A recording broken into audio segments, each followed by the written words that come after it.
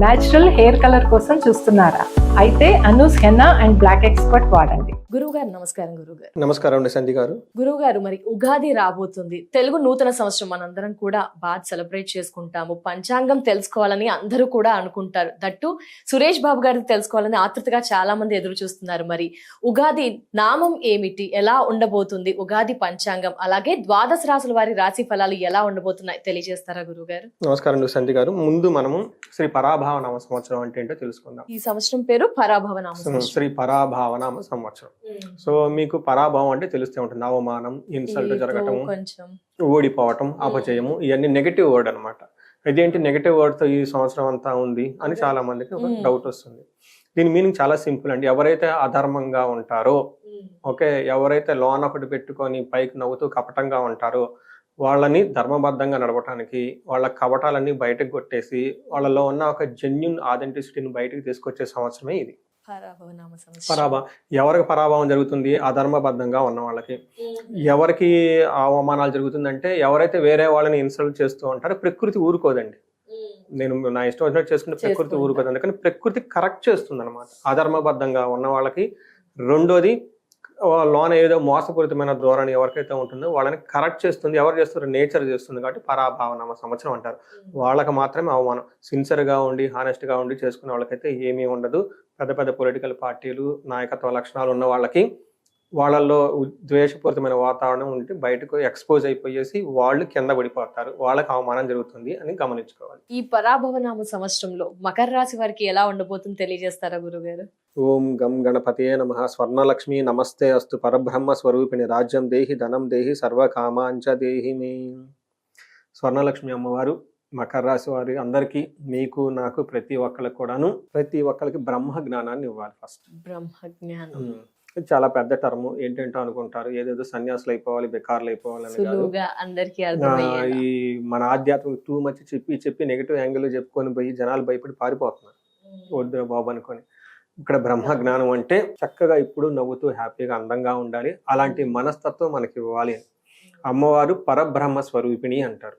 Okay, ఎందుకు పరబ్రహ్మ స్వరూపిణి అంటారు? అయితే ఎప్పుడైతే ఆనందంగా మనసులో ఎప్పుడు ఉంటారో వాళ్ళలోనే అమ్మవారు ఉంటారు. అలాంటి మనస్తత్వం మనకు ఉండాలి. ఎప్పుడు ఉంటుంది? మన దగ్గర కొన్నిసార్లు కావాల్సిన దగ్గరగా ఉండి కొన్నిసార్లు దూరంగా ఉంటుంది. కొన్నిసార్లు వెంటనే వస్తే, కొన్నిసార్లు లేటుగా వస్తుంది. కానీ జీవితంలో ఖచ్చితంగా వస్తాయి, రాకుండా అయితే ఏముండదు. అయితే ఈ మధ్యలో మనం తెగ గాబరా పడిపోయి ఇబ్బంది పడిపోతూ ఉంటాం అనమాట. అందుకని నవ్వటం కూడా మానేస్తాం. అందుకని ఎలాంటి పరిస్థితుల్లో కూడా 24 hours 365 రోజులు చక్కగా నవ్వుతూ హ్యాపీగా ఖుషీగా ఉండాలి. అలాంటి యొక్క మనస్తత్వం ప్రతి ఒక్కళ్ళకి ఉండాలి.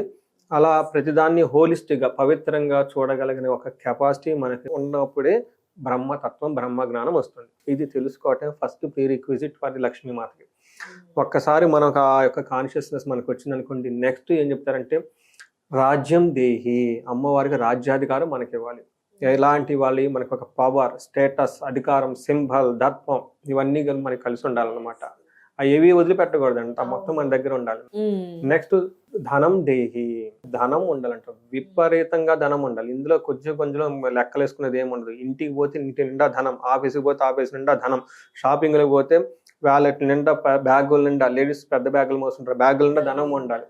ఓకే, తర్వాత మనకి వాడుతూ ఉంటాం మొబైల్, యూపీఏలు, జీపేలు, ఫోన్ పేలు, యూపీఏలు, ఎన్ని పేలు ఉంటే అన్ని పేలు, అన్ని అకౌంట్లో డబ్బులు ఉండాలి. వీళ్ళు పొరపాటున శత్రువు ఇంటికి పోయినా శత్రువు ఇంటి కూడా ధనంతో నిండిపోవాల్సిందే. అబ్బాబ్బా పలానా వ్యక్తి వచ్చాడు, మా దగ్గర తిరిగిపోయింది అనుకోవాలన్నమాట. అలా ప్రతి ఒక్కళ్ళకి ఉండాలని చెప్పేసి మనం కోరుకుందామండి. మకర రాశి కనుక చూసుకుంటే ఉత్తరాషాఢ 2, 3, 4 పాదాలు, శ్రవణం 1, 2, 3, 4 పాదాలు, ధనిష్ట 1, 2 పాదాలంతా ఇందులో ఉంటారు. పేరు బలం కనుక చూసుకుంటే వీళ్ళకి జో, జా, జీ, జూ, జే, కా, గా, గీ అన్న లెటర్స్ అంతా ఇందులోనే ఉంటారు. చాలా చాలా పాపులర్ అయిన పేర్లు ఇది. లేడీస్ పేర్లు చాలా ఎక్కువ ఉంటాయి ఇందులో. గీత, గాయత్రి, జ్యోతి, ఇలా చాలా పేర్లు ఎక్కువగా ఉంటూ ఉంటారు అనమాట ఇందులో వీళ్ళకి చూసి అనుకుంటే ఆదాయ వ్యయము, రాజ్యపూజ్యం, అవమానం చూద్దాం. వీళ్ళకి ఆదాయం 2, వ్యయం 8. చాలా ఎక్కువగా ఖర్చు పెడుతూ ఉంటారు. రాజ్యపూజ్యం 1, అవమానం 2 ఉంది. టోటల్గా వీళ్ళు విపరీతంగా ఖర్చు పెట్టేస్తూ ఉంటారు. కొంచెం అవమానాలు పడుతూ ఉంటారని మనం అనుకోవచ్చు. కానీ ఇక్కడ సిచ్యువేషన్ డిఫరెంట్గా ఉంటుంది మకర రాశి వాళ్ళ కేసులో. మకర రాశి వాళ్ళ కేసులో ఎలా ఉంటుందంటే బాగా ఉన్న రాశులు ఇది ఒక రాశి. అద్భుతంగా ఉందంటారా గురుగారు? అద్భుతంగా కాదు, డబుల్ అద్భుతంగా ఉంది, ఓహో, ఖచ్చితంగా ఉంది. ఎందుకు అంటే వీళ్ళకి 7 నాటి శని, ఒక 7.5 సంవత్సరం బాధలన్నీ పడుకుంటే ఎడదాకా వచ్చేసారు. ఏ శని అయితే వీళ్ళకి 7 నాటి శని కలిగించి ఇబ్బంది పెట్టారో అదే శని వీళ్ళకి అన్ని ఇస్తున్నారు. అందుకని అన్ని గ్రహాలు ఇబ్బంది పెట్టేది శని. ఆ శని వీళ్ళకి ఫేవరబుల్ గా ఉంటే ఇంకేముంది. రెండోది రేపు గోదావరి పుష్కరాల నుంచి జూన్ 2 నుంచి గురువు వస్తున్నారు. గురువు కూడా సపోర్ట్ ఇస్తున్నారు.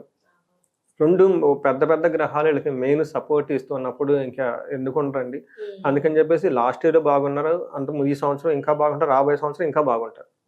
సో అన్ని అవకాశాలు ఖచ్చితంగా ఉంటాయి. అయితే ఇక్కడ వ్యయం ఎక్కువ 8 అనగానే భయపడకూడదండి. వీళ్ళు బంగ్లాలు కట్టుకుంటారు, ఇళ్ళు మీద ఇళ్ళు కట్టుకుంటారు, పెళ్లిళ్ళు చేసుకుంటారు, 2-3 పెళ్లిళ్ళు అయిపోతాయి.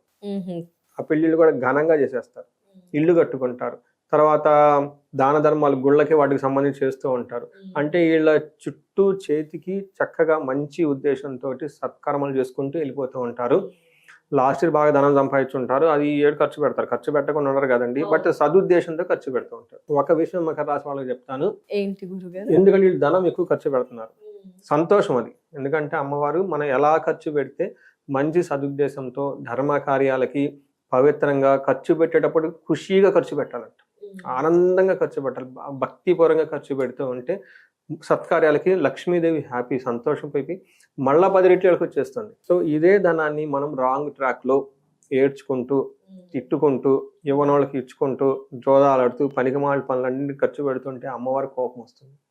నేను వాళ్ళ ఇంటికి వెళ్ళిపోతే నన్ను సత్కర్మలకు బాగుంటుంది, ఉంచుకున్నా బాగుంటుంది, పోయి ఇలాంటి వాళ్ళకి ఖర్చు పెట్టడానికి కోపం వస్తుంది. అందుకని ధనం ఇంక వాళ్ళ ఇంటికి రాదు. చాలా సున్నితమైన అంశం ఇది. మకర రాశి వాళ్ళకి ఆల్ని 7 నాటి శని అన్ని ఇబ్బందులు పడి వచ్చారు. ఇప్పుడు లక్ష్మీదేవి మీ ఇంటికి వచ్చే టైం వచ్చేసింది. ఆ లక్ష్మి ఇంకా 10 రెట్లు రావాలి. ఖర్చు పెట్టక తప్పదు కానీ దేనికి దాన్ని ఖర్చు పెడతాం. చక్కగా ఖర్చు పెడితే ఇంకా వీళ్ళకి వస్తుంది, తరతరాలు కూర్చొని తినే అంత సంపద వీళ్ళకి వచ్చేస్తుంది. ఇలా మనకి గ్రహం ప్రకారం చూసుకున్నాం అనుకోండి, శని వల్ల ఏమవుతుందంటేనండి స్థాన అర్ధ భృత్యాధికం అంటారు. స్థానం అంటే ఇంతకుముందు వాళ్ళు ఏదైనా పదవి కోల్పోయి ఉంటే మంచి పదవి వస్తుంది. భృత్యి అంటే ఎర్నింగ్ సోర్సెస్ చాలా ఉంటుంది. తర్వాత స్థాన అర్ధ అంటే డబ్బు విపరీతంగా వస్తుంది. ఈ టైంలో శని వీళ్ళకి అద్భుతాన్ని ఇస్తున్నాడని చెప్పుకోవచ్చు. శత్రువాదులు ఎక్కువగా ఉంటుంది జూన్ వరకు. ఆ జూన్ నుంచి వీళ్ళకి గురువు వచ్చేటప్పుడు భోగాన్ ప్లేజర్స్ అండ్ ఎంటర్టైన్మెంట్ని ఇస్తున్నారు.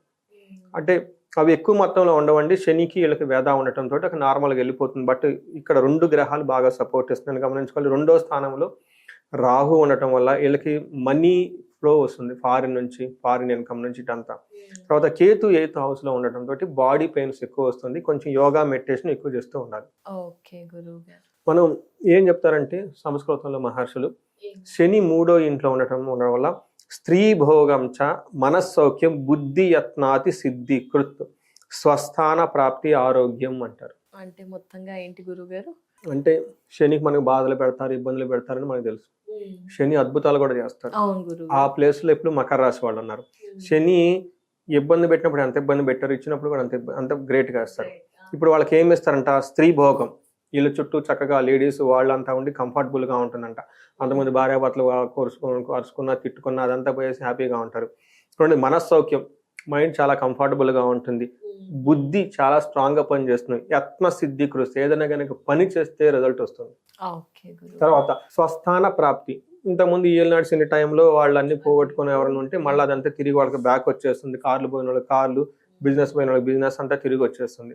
ఓవరాల్ గా అంతా బాగుంటుంది. ఖర్చులు విపరీతంగా పెడతారు. పిల్లలకి కొంచెం హెల్త్ విషయంలో జాగ్రత్తగా ఉండాలి.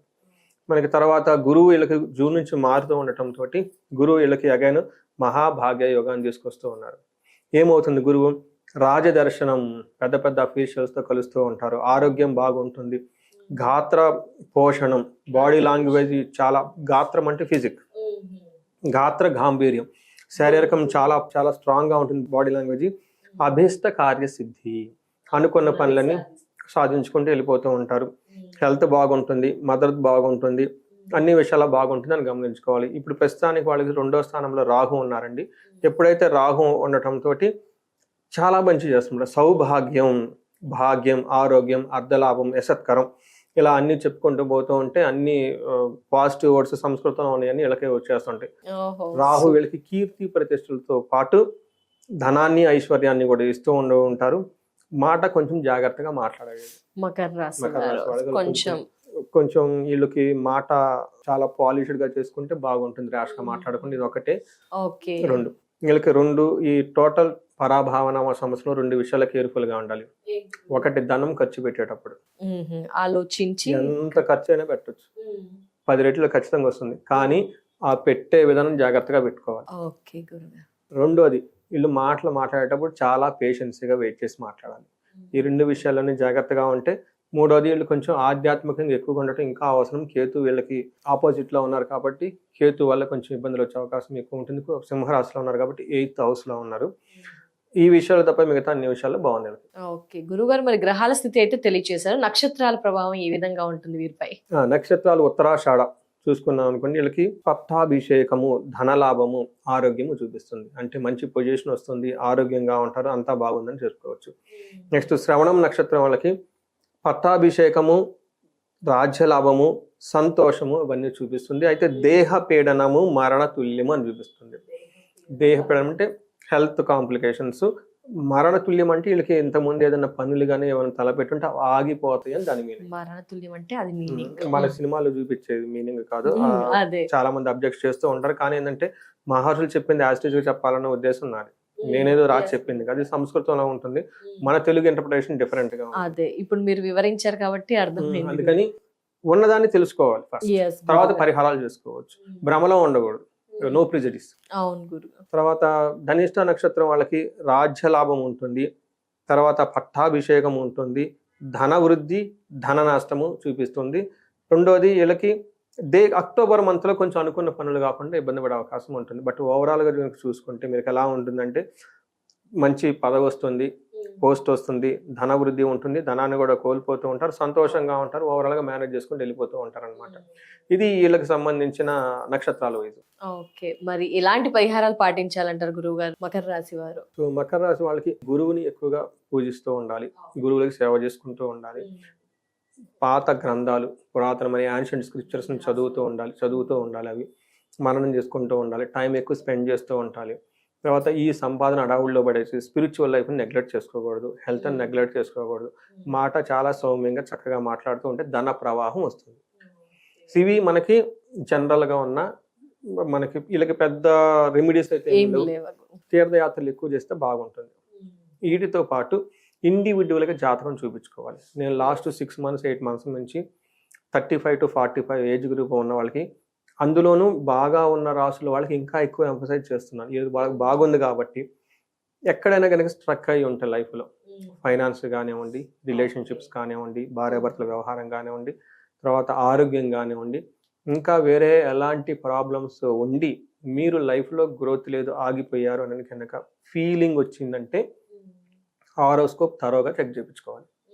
ఎందుకు అంటే మనకి 35 yearsకి లేదా 40 yearsకి ఒక 10 years ఎక్స్పీరియన్స్ ఉంటుంది, భార్య పిల్లలు ఉంటారు, ఒక సమాజానికి ఒక సొసైటీలో ఒక మంచి గుర్తింపు, వాళ్ళకి ఇండివిజువల్ స్టైల్ వస్తుంది. బట్ ఈ టైంలో మిడ్ లైఫ్ క్రైసిస్ అంటారు. దాని అర్థం ఏంటంటే హార్మోనల్ చేంజెస్, అది ఇది అంటారు. హార్మోనల్ ఎందుకు చేంజెస్ అయినాయి అందరికి ఉండదు కదా. దానికి ఏం చెప్తారంటే మన జ్యోతిష్ శాస్త్రంలో బ్లాకేజెస్ అంటారు, అంటే కర్మలో ఉంటారు. అవి మనకి సర్ప దోషాలని, గ్రహ దోషాలని రకరకాల పేర్లతో పిలుస్తూ ఉంటారు. అవి చెక్ చేయించుకోవాలి. నీకు ఆబ్లిగేషన్స్ ఎంత అవ్వలేదు, మీ యాన్సిస్టర్కి చేయాల్సిన ఆబ్లిగేషన్స్ ఉంటుంది, నేచర్కి చేయాల్సిన ఆబ్లిగేషన్స్ ఉంటాయి. ఆ కర్మలన్నీ క్లీన్ చేసుకోమని ఒక ఇండికేషన్.